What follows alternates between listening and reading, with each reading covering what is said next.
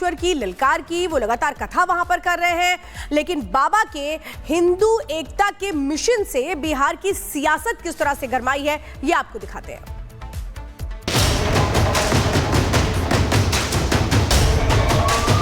सनातन विरोधियों और देशद्रोहियों के ऊपर चोट करने आए, लेकिन अब ये जो छेड़ रहे हैं, हम जरूर बिहार बार बार आते रहे। जात पात की दीवार को मिटाकर भेदभाव की दीवार को मिटा दो। बिहार में बाबा बागेश्वर हैं, हिंदू एकता का पाठ पढ़ा रहे हैं, लेकिन विरोधी खेमे में हलचल है। बिहार में बाबा बागेश्वर की एंट्री ने सियासी तूफान ला दिया है। आरजेडी बाबा बागेश्वर के बिहार दौरे का जमकर विरोध कर रही है। बाबा बागेश्वर ने हिंदुओं को एकजुट करने का आह्वान किया, जिसे आरजेडी चुनावी राजनीति करार दे रही है। क्या बागेश्वर के दौरे से आरजेडी को जाति के नाम पर बंटने वाले वोट जाने का डर है? क्या बिहार से हिंदू एकता की हुंकार विपक्ष को परेशान कर रही है? उल्लुओं को दिन से दिक्कत होती है, रावण को राम से दिक्कत होती है। इसी प्रकार वर्तमान में कुछ लोग ऐसे हैं जिन्हें राम कथा से दिक्कत है। पर हम जैसे को तैसा जवाब देंगे, न झुकेंगे, न रुकेंगे, न मुड़ेंगे।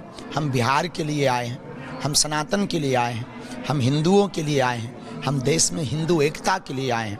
और हम उनके बयानों से बहुत ज़्यादा विचलित नहीं हैं, न जिंदगी में हो भी सकते हैं। अगर वो ज़्यादा करेंगे तो हम उनके ही घर के बाहर तंबू लगाएंगे।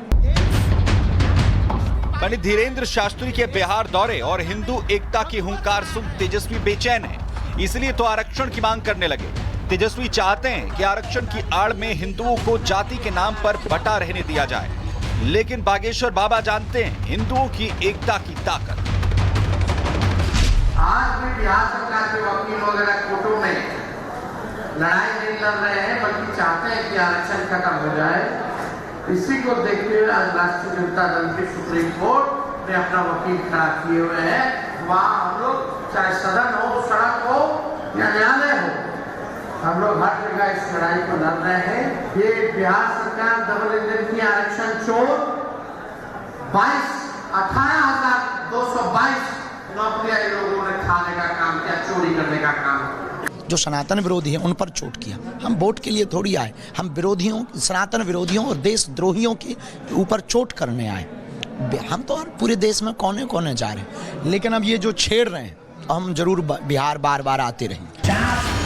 बिहार की सियासत में जहां बाबा बागेश्वर ने तूफान खड़ा कर दिया है, तो वहीं तेजस्वी के आरक्षण राग पर बीजेपी हमलावर है।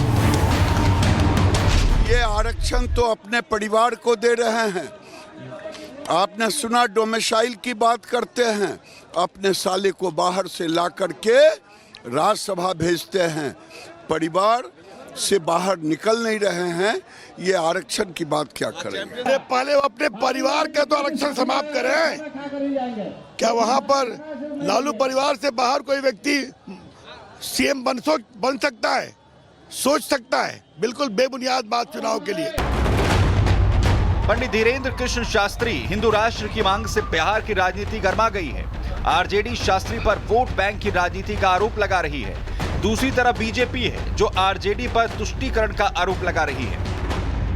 देखना होगा कि इस मुद्दे पर आगे आखिर क्या होता है। क्या ये विवाद चुनाव तक छाया रहेगा, ये समय ही बताएगा। लेकिन इतना तो तय है कि घटना ने राजनीतिक माहौल को गर्मा दिया है। Bureau report, Republic Bharat. और आपको जानकारी दे दें कि बाबा बागेश्वर ने पाकिस्तान में भी भागवत कथा कहने की तैयारी कर ली है। दरअसल पहले से ही सियासत गरमा रही है बिहार में। उनके बयान के बाद तमाम बयानबाजी हो रही है, लेकिन पाकिस्तान में भी अब वो कथा करने वाले हैं। ऐसा हम क्यों कह रहे हैं, आपको इस रिपोर्ट में दिखाते हैं।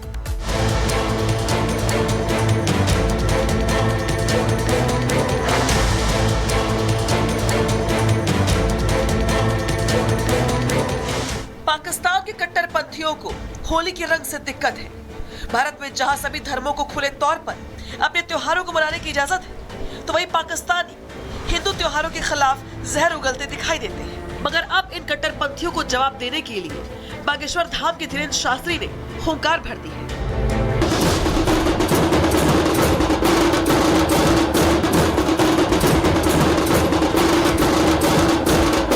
बेझिझक जाएंगे, हमें कोई दिक्कत नहीं। हमें कथा करनी है, पाकिस्तान जाने में क्या दिक्कत है? स्वागत करें, हम तो तैयार हैं। बागेश्वर की हुंकार सुनकर शहबाज शरीफ के पसीने छूट गए होंगे। पाकिस्तानी कट्टरपंथी होली के रंग से इतना डर गए हैं कि खुलेआम धमकी पर उतारू हो गए हैं। होली के पावन त्योहार पर पाकिस्तानी जहर उगल रही है।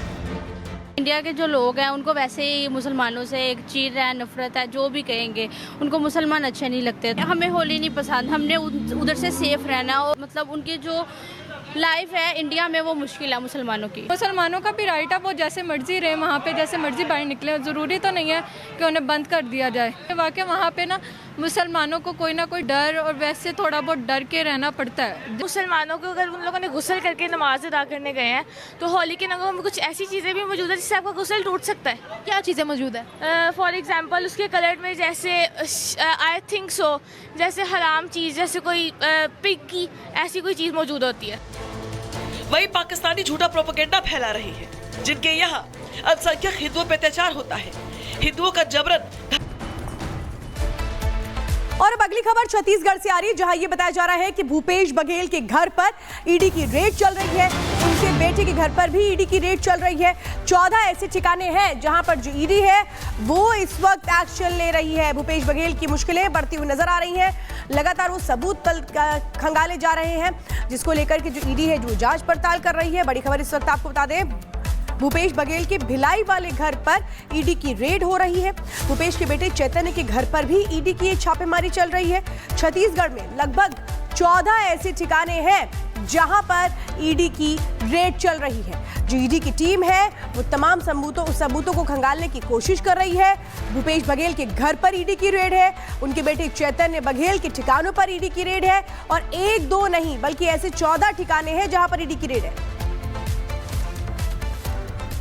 तो छत्तीसगढ़ के पूर्व मुख्यमंत्री हैं भूपेश बघेल, कई ठिकानों पर रेड की गई है, छापेमारी जारी है। छत्तीसगढ़ में ये एक्शन लिया जा रहा है। छत्तीसगढ़ में 14 ठिकाने ऐसे हैं जहां ईडी की रेड हुई है। आबकारी घोटाला केस में ये छापेमारी जारी है। इस पूरे मामले में 14 ठिकानों पर छापेमारी की गई। भूपेश बघेल के बेटे चैतन्य पर भी छापा उनके कई ठिकानों पर मारा गया है, उनसे भी पूछताछ हो रही है। भूपेश बघेल के बेटे और उनके 14 ठिकानों पर लगातार जांच की जा रही है। ईडी की टीम भूपेश बघेल के घर पर भी पहुंची, जहां वो रहते हैं उनके घर, उनके निवास में पहुंचकर छानबीन की गई। पूर्व सीएम भूपेश बघेल अपने घर में मौजूद थे। ट्वीट कर उन्होंने इस बात की जानकारी भी साझा की। पूर्व सीएम भूपेश बघेल अपने घर में ही थे उस दौरान जब ये छापेमारी की गई।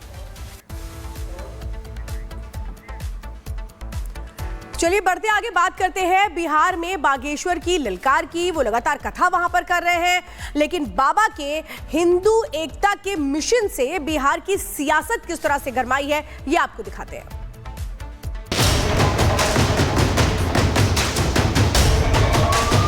सनातन विरोधियों और देशद्रोहियों के ऊपर चोट करने आए, लेकिन अब ये जो छेड़ रहे हैं हम जरूर बिहार बार बार आते रहे।